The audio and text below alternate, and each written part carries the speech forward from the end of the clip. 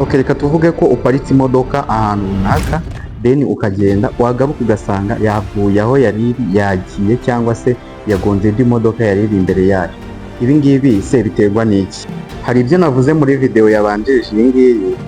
Iyo uparitse imodoka ya automatique uba ugomba gushyiramo feriyamu mbere na mbere, warangiza ukabona guhindura gear ukaba washyira muri parking. Ibi ngibi aba ari ingenzi cyane kuko iyo uparitse, abantu benshi bakunda guparika bagashyira muri parking gusa na feriyamu akayibagirwa avuga ati imodoka nta kirabo. Ni koko nibyo, ushobora guparika muri parking nta feriyamu ushyizemo, imodoka ahantu iparitse ntihave koko.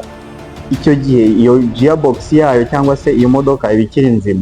Ariko iyo ukomeje kugenda ubikora gutyo, icyo gihe gearbox igeraho kubera ibiro by'imodoka ifite, igera ikananirwa gufata imodoka n'uburemere bwayo, bikayinanira, noneho wasiga uyiparitse kwa kundi ugasigamo parking gusa nta feriyamu, ugasanga imodoka yagiye.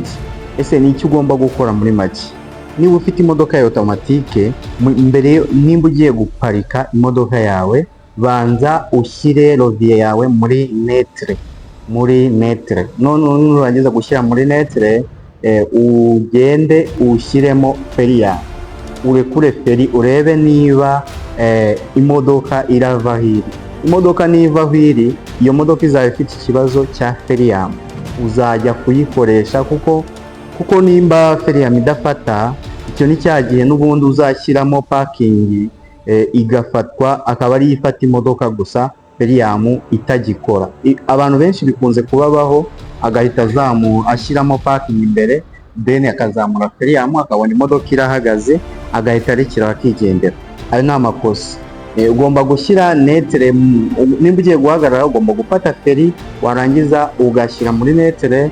Wamara gushyira muri netre, ukagira ute, ukabona gushyiramo feriyamu, ukarekura feri, ukareba ko imodoka yawe iva hiri. Nitava hiri, feriyamu izabikora neza. Icyo gihe gearbox nta kibazo izagira nushyira muri parking. Iyo utabikoze gutyo, ni cya gihe uzakuramo rovier, uyikura muri parking, ukumva biragoranye, cyangwa se ukumva hari nk'ikintu kivuze runaka, ukumva kirasakuje, ukumva kirakubise. Icyo gihe azaba ari ayo makosa wakoze.